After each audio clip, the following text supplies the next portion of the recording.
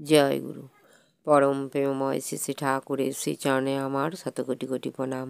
ঠাকুর পরিবারের শ্রীচরণে আমার শত কোটি কোটি প্রণাম। সকল ইষ্টপ্রাণ দাদা ও ভক্তিমতী মায়েদের আমার আনন্দিত জয় গুরু। আজ আমি আপনাদের 2012 সালের মার্চ মাসের আলোচনা পত্রিকা থেকে পাঠ করে শোনাচ্ছি। লাল পাথরের আংটির ঘটনা। শ্রী শ্রী বরদার লীলা। লিখেছেন রেখা গুহ। একবার আমরা দেওঘর গেলাম। 2 দিন হয়ে গেল। সন্ধ্যা প্রার্থনা সমাপ্তির পর আমি পূজ্যপাদ দাদার সামনে বসে আছি। আমার স্বামী অন্য জায়গায় ছিল। কয়েকজন গুরুভাই আমার স্বামীকে খুঁজছেন। পূজ্যপাদ বরদা ডেকেছেন। হঠাৎ দেখি উনি বরদার ঘরের দিকে যাচ্ছেন। তখন রাত 8টা বাজে। পূজ্যপাদ বরদা ওনাকে মিষ্টি করে বললেন, আমাকে একটা আংটি দিতে পারবে? স্বামী বললেন, আগে পারবো। টুকটুকে লাল পাথর হওয়া চাই, আজ রাতেই চাই। স্বামী বললেন, আগে। দেওঘর যাওয়ার বাজার সম্বন্ধে ওনার কিছুই জানা ছিল না। পাশেই কালোদা ছিলেন। কালোদাকে বললেন, চলুন। সাথে সাথে একটা রিক্সা নিয়ে বেরিয়ে পড়লেন। প্রায় অনেক দোকান বন্ধ। 2-একটা সোনার দোকানে গেলেন। সেই মতো আংটি পেলেন না। স্বামীর মনটা ভারাক্রান্ত। নাম করছেন আর ভাবছেন, পূজ্যপাদ বরদা চেয়েছেন, আর হবে না? নিশ্চয়ই হবে। ভাবছেন আর চলছেন। হঠাৎ দেখলেন একটা সোনার দোকানের সামনের দরজা বন্ধ। ভেতরে টুকটুক শব্দ হচ্ছে। কালোদা দরজায় টোকা করে বললেন, দাদা, আমরা সৎসঙ্গ আশ্রম থেকে এসেছি। দরজাটা একটু খুলবেন? সোনারু দরজাটা একটু খুলে মুখ বাড়িয়ে বললেন, কি চাই?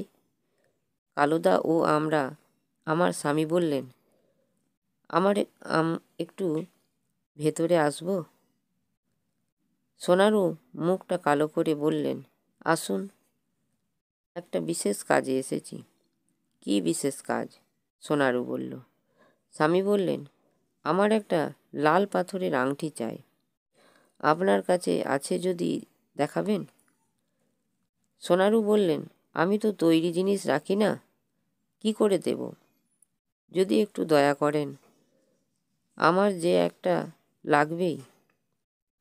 সোনারু একটু চুপ করে থেকে বললেন, আপনারা বসুন।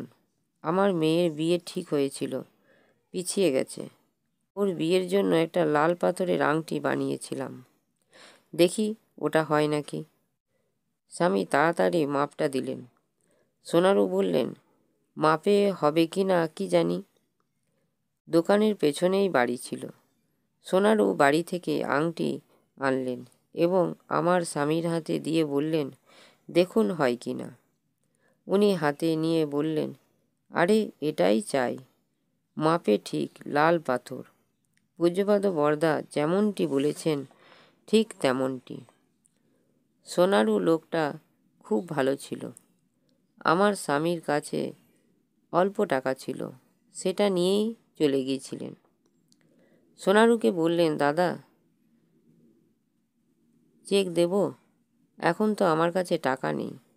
সোনারু বললেন, টাকার জন্য চিন্তা করবেন না, কাল সকালে আমি আশ্রমে গিয়ে নিয়ে আসব। দীক্ষিত ছিল না, কিন্তু ভালো লোক। কালোদা ও আমার স্বামীকে চেনেন না। ওনারা ভাবছেন, কিসের বিশ্বাসে দিলেন। পূজ্যপাদ দাদার সামনে আমরা অনেকে বসা। পূজ্যপাদ দাদা সমানে খবর নিচ্ছেন আমার স্বামী এলো কিনা। রাত 11টা বেজে গেছে। পূজ্যপাদ বরদা না খেয়ে গভীর আগ্রহে বসে আছেন। কখন আসবে দিলীপ? পূজ্যপাদ দাদা হঠাৎ আমাকে জিজ্ঞেস করলেন, দিলীপদার কাছে টাকা আছে তো? আমি বললাম, আগে আছে। পূজ্যপাদ দাদা কি করে বুঝলেন যে ওনার কাছে টাকা কম ছিল? ওনারা সব বোঝেন।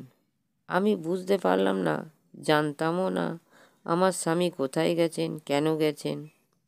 রাত 11টায় আমার স্বামী ও কালুদা এলেন। পূজ্যপাদ দাদা দেখলেন ওনারা পূজ্যপাদ বরদার ঘরের দিকে যাচ্ছেন। পূজ্যপাদ দাদা উঠে চলে গেলেন। আমার স্বামী পূজ্যপাদ বরদার হাতে আংটি দেওয়ার সাথে সাথে তিনি বললেন, এটাই আমি চেয়েছিলাম। আমার স্বামী মনে মনে বললেন, এটাই তোমার লীলা, তুমি সব ঠিক করে রেখেছ, কিছুই বুঝতে দিলে না।